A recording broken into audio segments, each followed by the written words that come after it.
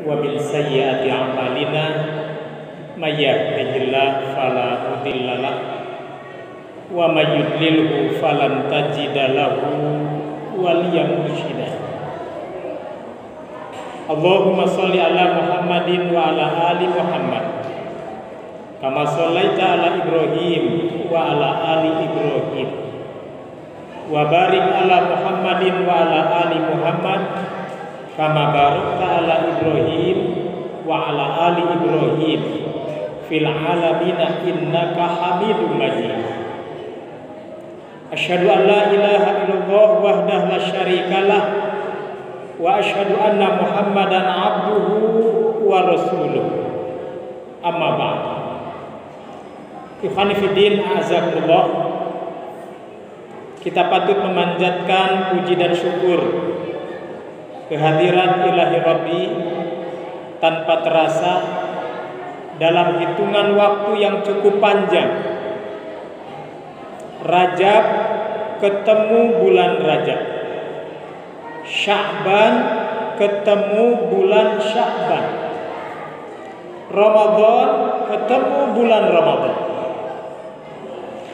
Bentangan waktu yang sangat lama. Wabah COVID-19 Allah uji untuk kita semua, dan sampai hari ini wabahnya belum sirna. Artinya apa? Allah memberikan kepercayaan kepada kita semua yang masih diberikan kesempatan untuk membenahi amalan-amalan, untuk menambah ilmu, mengambil pelajaran yang sangat berharga dari putaran waktu yang begitu cukup lama, 1 tahun. Dan kita yakin dan kita berharap Ramadan ila Ramadan mukaffiratun lima bainahunna. Ibadah Ramadan tahun lalu kita masih ingat. Sampai jumpa kembali Ramadan tahun ini. Mukaffiratun lima bainahunna. Sabda Rasulullah sallallahu alaihi wasallam, Allah ampunkan, Allah hapuskan kesalahan-kesalahan kita. Idijtanabatil kabair, selama kita tidak terperosok ke dalam dosa-dosa besar. Itu yang pertama. Yang kedua, saudara-saudara, di antara imam ahlul hadis, murid Syekhul Islam Ibnu Taimiyah. Siapakah beliau? Al-Imam Ibnu Rajab Al-Hambali rahimahullah. Al-Imam Ibnu Rajab Al-Hambali menukil salah satu di antara ucapan yang sangat menarik di dalam kitabnya Lataiful Ma'arif. Ungkapan ini sangat populer. Ungkapan ini sangat populer, sangat viral, sangat terkenal, berabad-abad lamanya. Ada 3 bulan berturut-turut, kata beliau, di mana para sahabat, para tabi'in, para tabi'ut tabi'in ridwanullah alaihim ajmain merindukan hadirnya Ramadan, harus sampai mengintip dari 2 bulan sebelumnya. Mulai dari bulan Rajab mereka sudah mengintip Ramadan. Mulai dari bulan Sya'ban mereka sudah bersiapan, mempersiapkan diri menyambut Ramadan. Apalagi begitu datang bulan Ramadan itu sendiri, maka muncullah ucapan yang sangat menarik. Syahrul Rajab syahrun lizzara'i wa syahrul Sya'bana syahrus syaqa lizzara'i wa syahrul Ramadan syahrun lil hisadi. Saudara-saudara, Imam Ibnu Rajab menukil pandangan seseorang Bulan Rajab, kata beliau, diumpamakan seperti menanam pohon. Ketika kita menanam pohon, nah, waktu kita menanam pohon, kata Imam Ibnu Rajab di dalam kitabnya Lataiful Ma'arif, bagaikan menanam. Itulah bulan Rajab. Ketika tanaman itu sudah ditanam, lalu disiram, dipelihara, dibersihkan, rumput-rumputnya dibersihkan. Itulah bulan Sya'ban, kata beliau. Begitu datang bulan Ramadan, syahrun lil hisadi, yakni bulan ketika kita semua memanen raya dari hasil tanaman yang kita tanam. Oleh karena itu, saudara-saudara, sudah malam yang kedua, ya. Malam yang kedua, ketiga. Malam yang ketiga. Karena kita sudah mengawali dari malam Selasa, ya.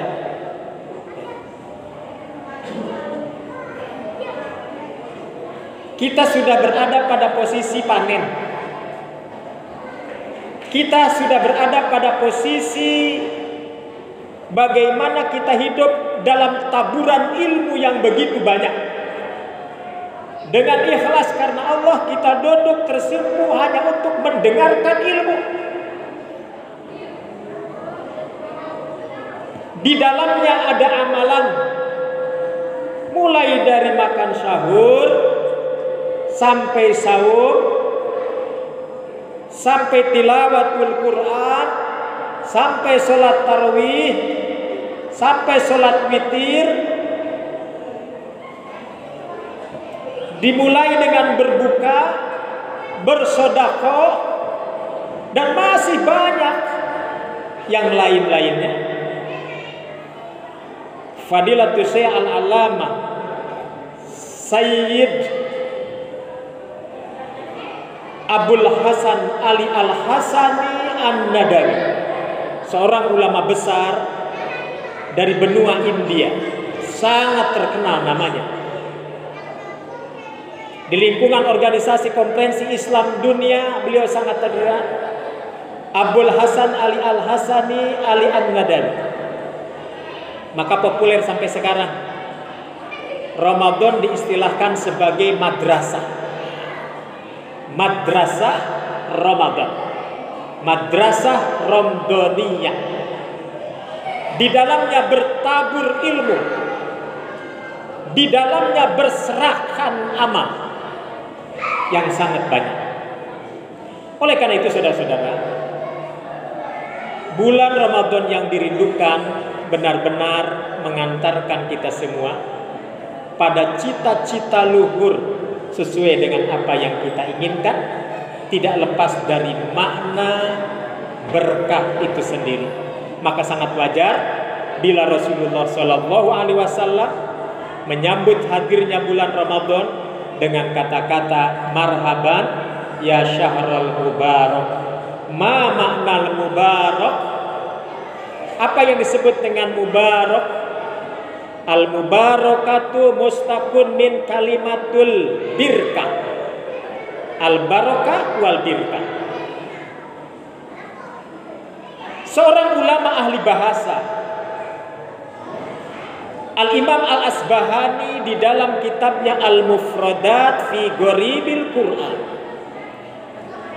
kata Imam Al-Asbahani di dalam kitabnya Al-Mufradat fi Ghoribil Quran, arti daripada barokah itu thubutul khairil ilahi, tetapnya kebaikan Allah untuk manusia. Tetapnya kebaikan Allah untuk manusia itu berkah.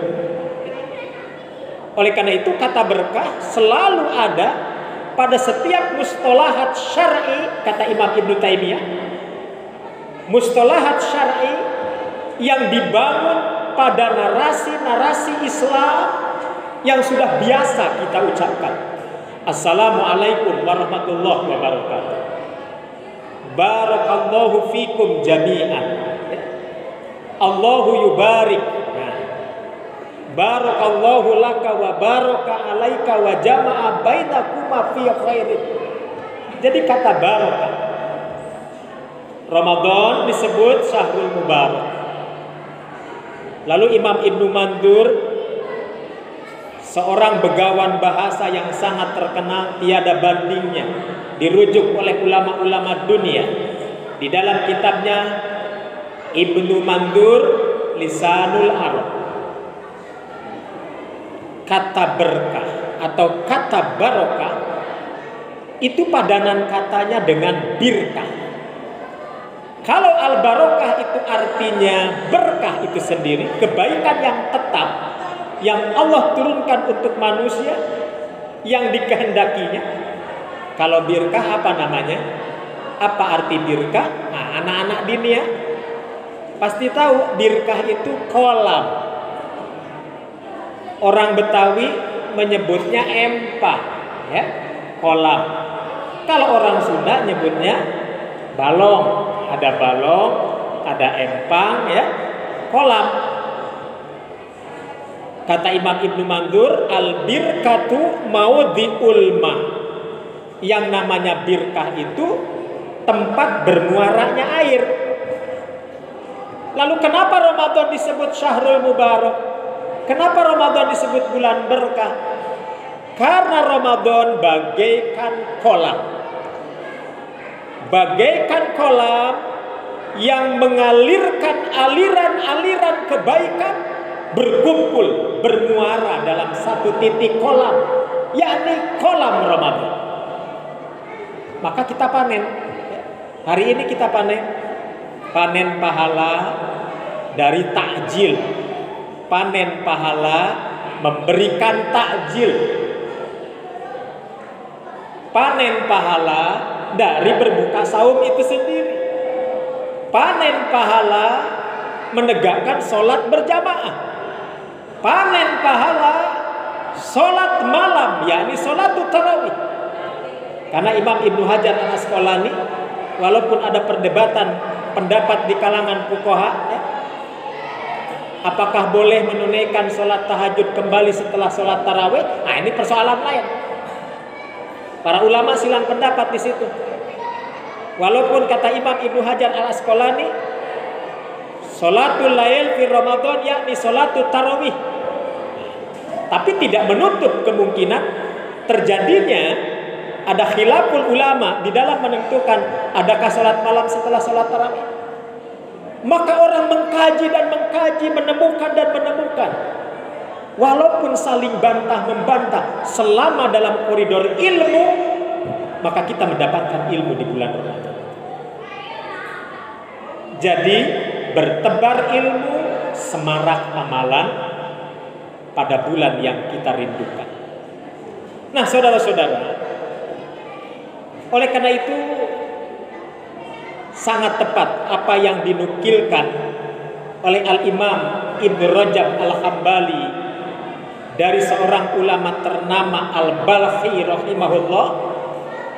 Syahrul Rajab syahrul lizar'i, syahrul Sya'ban syahrul syakha lizar'i, syahrul Ramadan syahrul lil isodi. Kalau diumpamakan pohon, Rajab adalah bulan menanam, Sya'ban adalah bulan menyiram, dan Ramadan adalah saatnya kita panen raya. Mudah-mudahan kita yang hadir termasuk orang-orang yang beruntung panen raya dari semarak ilmu dan amalan di bulan yang sama-sama kita rindukan ini. Yang kedua, saudara-saudara, tentu dalam keseharian kita tidak bisa kita lepaskan dari perjalanan waktu ke waktu. Tak lupa kita doakan saudara-saudara kita yang mungkin sudah duluan meninggalkan kita. Saya sendiri aktif di masjid ini sejak bujangan, ya. Bapak-bapak yang mungkin sudah sepuh masih mengenal sejak bujangan, sejak mahasiswa D2 S1, ya. Semenjak masjid ini belum ada, renovasi. Sudah banyak orang tua kita yang sudah tidak ada. Subhanallah, banyak anak-anak muda, ini adalah harapan kita semua. Nah, saudara-saudara, Imam Malik rahimahullah, salah satu ulama ahlul hadis, dikenal juga ulama madhab di antara 4 madhab yang 4. Imam Abu Hanifah, Imam Malik, Imam Asy-Syafi'i, Imam Ahmad bin Hanbal. Imam Malik memang unik. Kalau orang nanya, beliau ini jawabannya selalu unik. Ada pengalaman-pengalaman disiplin ilmu beliau yang boleh kita ambil dari ketawaduan seorang Imam Malik. Kita belajar kepada beliau. Apa kata Imam Malik? Aku pernah ditanya 44 pertanyaan. Nah, ini dalam bab fikih. Tapi aku hanya mampu menjawab 4 pertanyaan saja. Maka pertanyaan kita, apa Imam Malik bodoh? Ditanya 44 pertanyaan, tapi yang dijawab oleh Imam Malik 4. Berarti yang belum dijawab berapa? 40. Apakah Imam Malik bodoh? Tidak. Imam Malik sedang mengajarkan kepada kaum muslimin betapa pentingnya berhati-hati di dalam mengeluarkan fatwa. Mari kita lihat, kalau sekarang kita lihat YouTube yang bertebaran, tulisan-tulisan yang bertebaran. Siapapun orang yang bisa bicara, siapapun orang boleh ngomong, ya. Kadang-kadang ngomong yang tidak merujuk pada kitabullah dan sunnah Nabi, dan juga qaul ulama muktabar. Nah, Imam Malik ditanya seperti itu. Demikian pula dalam kehidupan keseharian Imam Malik. Imam Malik seperti kita, ditanya juga sama saudaranya, sama tetangganya. Imam Malik bertemu dengan tetangganya. Tetangganya nanya, piye kabare Imam Malik? Nah, ini Imam Maliknya dari mana nih? Kalau nanyanya piye kabare, Imam Maliknya dari mana ini? Piye kabare Imam Malik, ya? Kumaha damang Imam Malik. Nah, kalau kumaha damang dari mana nih? Dari Sunda, ya. Kumaha damang Imam Malik. Nah, gimana cager waras Imam Malik? Bagaimana kabarnya Imam Malik? Ya. Sama seperti kita nanya. Imam Malik selalu memberikan jawaban yang mengandung pelajaran. Apa kata Imam Malik? Al-umuru nuqsanun waddunubu tazid. Wahai saudara, umurku makin berkurang, sementara dosaku makin banyak. Nah, ini jawaban Imam Malik kalau ditanya gimana hari ini kabarnya Imam Malik. Kira-kira jawaban Imam Malik sama nggak dengan jawaban kita, atau sama nggak dengan apa yang ingin kita sampaikan? Benarkah umur kita makin berkurang? Secara nominal umur kita bertambah, Pak, ya. Tapi hakikatnya umur kita makin berkurang. Benarkah dosa kita makin hari makin bertambah? Maka dengan datangnya Ramadan, subhanallah, mukaffiratun lima bainakunna. Ramadan bisa mengikis kesalahan-kesalahan selama tidak terperosok ke dalam dosa besar. Tuh. Jadi pertanyaan saudara Imam Malik kepada Imam Malik menjadi pelajaran berharga untuk kita semua. Kemudian apa lagi pelajaran berharga dari imam-imam yang lain? Ada seorang imam ahli fikih namanya Imam Al-Auza'i rahimahullah. Sama sederajat, ya, dengan Imam Sufyan Ats-Tsauri rahimahullah. Beliau ingin menguji jamaahnya. Sama seperti begini. Saya ada di tengah-tengah bapak-bapak, ibu-ibu. Imam Auza'i berada di tengah-tengah jamaahnya. Lalu Imam Auza'i ingin tahu seperti apa jamaahnya memberikan jawaban kepada dirinya. Lalu Imam Auza'i mengatakan, "Ya rajul, hei anak muda, uridu baitan bijiwari unasin." Aku punya keinginan, ingin membangun rumah di dunia ini. Aku ingin membangun rumah di dunia ini. Uridu baitan bijiwari unasin. Aku ingin hidup damai. Aku gak suka pertentangan. Aku gak suka gontok-gontokan, percekcokan, ribut dan sebagainya. Aku ingin membangun rumah di jiwari unasin, di tengah-tengah halayak ramai, la yaktabun, yang tetanggaku tidak ada yang gosipin aku, tidak ada seorang pun yang ngomongin aku. Wala yahsudun, aku ingin membuat rumah di satu kawasan, tidak ada seorang pun yang membenci aku. La yabgodun, aku ingin membangun rumah di satu tempat, la yabgodun, tidak ada seorang pun yang membenci. Kira-kira ada nggak Pak di dunia kita ingin hidup aman, damai, ideal, sempurna, ada nggak? Saya pikir tidak ada ya. Mau pindah ke komplek mana, mau pindah ke kampung mana, mau pindah ke kota mana, selama kita hidup di dunia tidak sempurna. Ternyata hebat. Jamaah yang ditanya, Imam Auza'i menjawabnya begitu hebat. Wahai saudaraku, kalau engkau menginginkan idealisme seperti itu, akan aku tunjukkan. Ayo sini. Fa'ahodani, maka orang yang ditanya itu menuntun tanganku. Dibawahlah Imam Auza'i ke suatu tempat, ternyata dia dibawa ke kuburan. Dibawa ke pajaratan, ke kuburan. Kita tahu kalau kuburan itu serame-ramenya kuburan, ya, tidak ada orang yang pengen tinggal di kuburan selamanya, ya. Kalaupun ada mungkin terpaksa, ya. Nah, ditunjukkanlah ke sebuah kuburan. Wahai saudara, kalau Anda ingin hidup di dunia ini tenang, gak ada kebisingan, gak ada keributan, gak ada yang ngomongin, gak ada yang membenci, gak ada yang menggibah, gak ada yang menggosip, ya. Gak ada yang membenci, gak ada yang iri dengki kepadamu. Aku tunjukkan tempatnya di sana. Di sana. Udah. Di kuburan itu. Nah, nanti kalau kuburan yang sebenarnya di dalam alam barzah, ini lain persoalan. Kehidupannya lain lagi.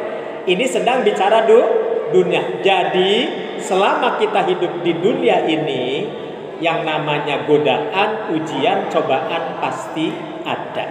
Nah, saudara-saudara, kita diuji oleh Allah Rabbuna Tabaraka wa Ta'ala sedunia, ya. Bukan kita saja, tapi sedunia merasakan bagaimana wabah yang terjadi. Kalau Rajab ketemu Rajab, Sa'ban ketemu Sa'ban, Ramadan ketemu Ramadan, nanti ketemu Syawal, belum reda juga, berarti kita sudah lebih dari 1 tahun. Mudah-mudahan Allah Rabbuna Tabaraka wa Ta'ala dengan ujian 1 tahun itu, dengan pengembaraan 1 tahun itu, kita juga mengambil pelajaran berharga dari 1 tahun tersebut. Maka tepat Allah kirimkan bulan mulia, bulan Ramadan, bulan yang dirindukan, akan mentraining kita menjadi madrasah yang penuh dengan keberkahan. Ikhwan fillah azakumullah, itulah yang bisa saya sampaikan. Kurang lebihnya mohon maaf. Mudah-mudahan kita semua diberikan kekuatan oleh Allah untuk tetap istiqomah di dalam keimanan dan ketakwaan, dan kita bertahan di dalam kebaikan selama kita diberikan kekuatan oleh Allah Rabbuna Tabaraka wa Ta'ala. Al-afu minkum, aqulu qouli hadza wa astaghfirullah li wa lakum. Wassalamualaikum warahmatullahi wabarakatuh.